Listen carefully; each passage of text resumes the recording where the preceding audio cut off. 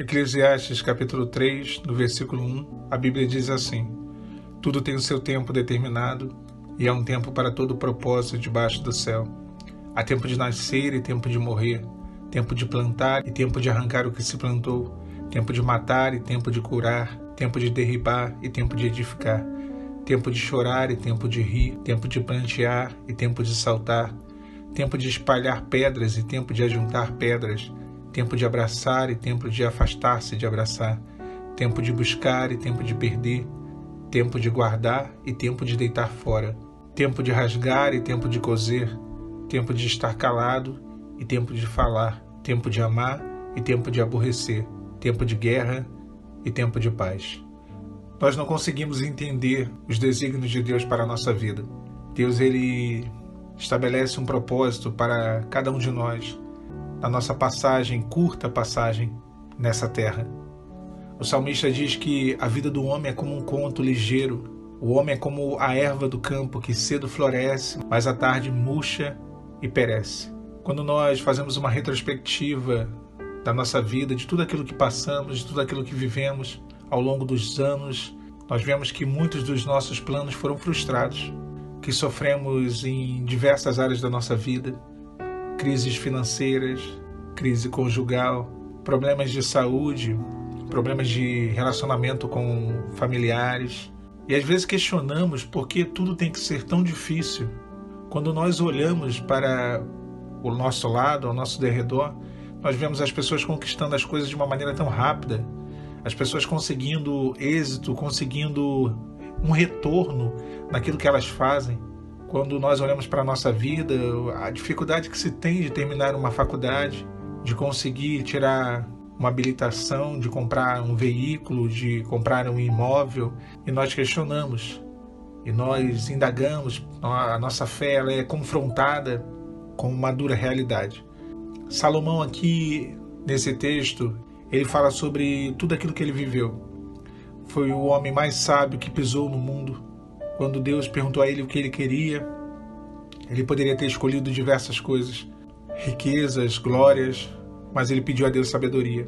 E já no final da sua vida ele escreve o livro de Eclesiastes, e ele diz aqui nesse texto, que para mim é uma das expressões mais marcantes da Bíblia, ele diz que há tempo para tudo determinado, um tempo para todo propósito debaixo do céu.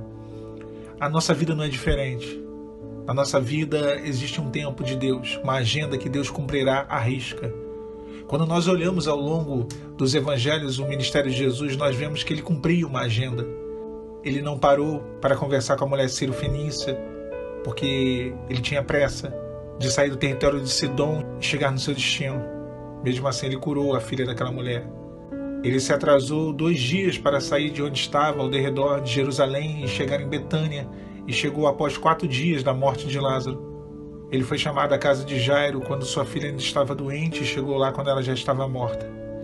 Nós olhamos o Senhor Jesus nas suas peregrinações e podemos pensar que ele estava fora do tempo, com pressa em determinado momento, como se fosse chegar atrasado, e atrasado em outros momentos, como se tivesse perdido o horário. Mas não. Ele cumpria uma agenda, e Deus ele faz da mesma forma na nossa vida, ele cumpre uma agenda. Nós podemos pensar que o Senhor ele perdeu o time correto de operar, de forma nenhuma. Os nossos planos podem ser frustrados, os nossos projetos podem ser frustrados. Quantas vezes nos frustramos?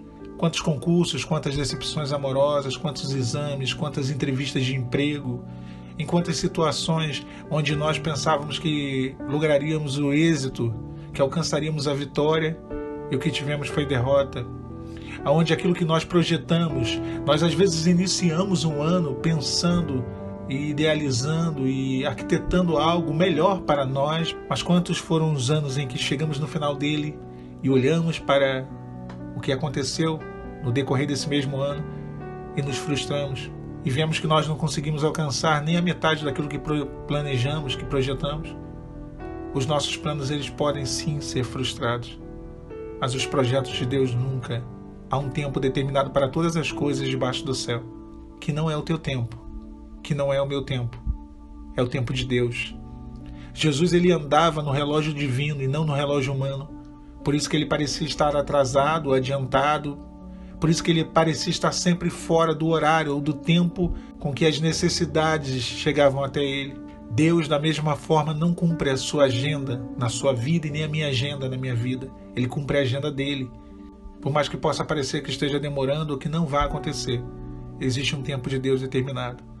Salomão experimentou a sua grande riqueza, comeu os melhores banquetes, bebeu os melhores vinhos, e no final ele chega a uma constatação que tudo era vaidade.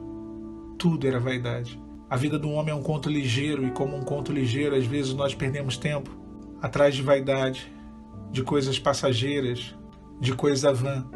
E agora nós vivemos um tempo, que é o tempo de sofrer, o tempo de chorar, o tempo de esperar, o tempo de ajuntar. Outros já vivem um outro momento, que é o tempo de colher, o tempo de se alegrar, o tempo de rir, mas que durante essa nossa breve passagem, nós venhamos a entender e, sobretudo, a priorizar Deus na nossa vida. Esse homem foi muito sábio, mas no final da sua vida quase que ele se esquece do Senhor.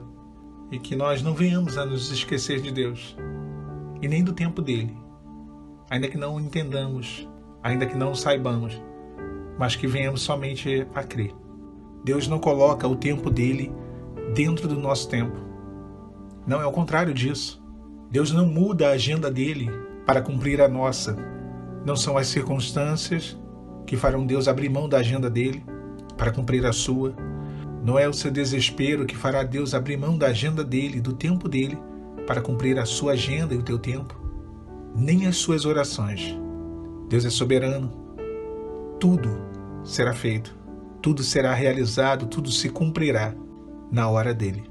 Que o Senhor te abençoe e a paz do Senhor Jesus